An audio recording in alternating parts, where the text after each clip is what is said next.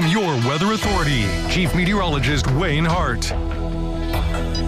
Two systems to deal with this week. The first one comes in later tomorrow with some rain and a lot of wind. And then the second one's going to have a lot of wind along with some storms starting late Wednesday night through the day on Thursday. So we'll start with the good news today. It was a beautiful Monday, our third day in a row with sunshine and at least seasonable temperatures. Today, warmer than normal with highs of 60 to 65.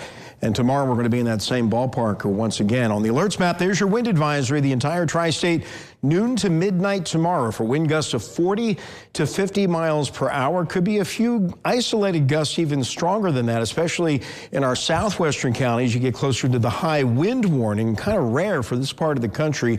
Far western Kentucky down at the lakes, 50 to 60 mile per hour winds expected. Not associated with any storms, just strong gradient winds, and those would certainly knock some trees down. We saw a tree or two down here last week with the winds that we had, and we could be in a similar scenario tomorrow. So keep that in mind. Some of the strongest winds will likely be blowing during the early evening hours tomorrow night. Live first warning Doppler is quiet right now. Showers will be moving in from the west later tomorrow, but at least no storms to worry about with this first round. Nice evening winding down on our Diamond Valley Federal Credit Union tower camera looking over the east side of Evansville.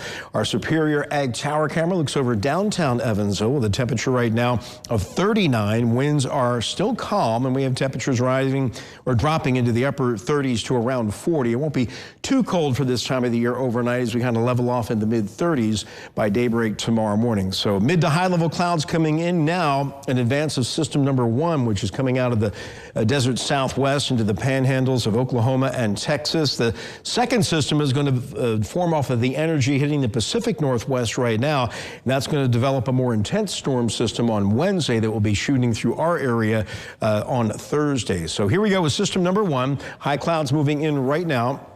And Future Tracker continues that trend overnight.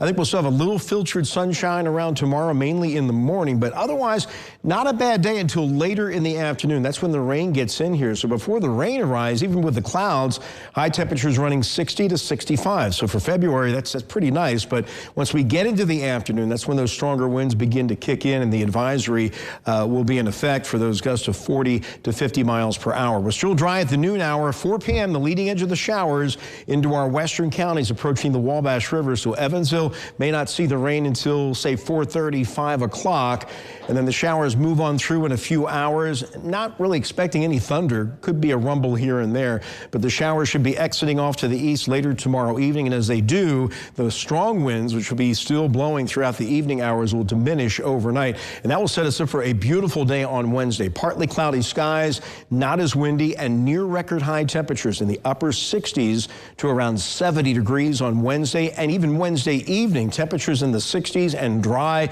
So enjoy Wednesday. It's going to be a taste of spring.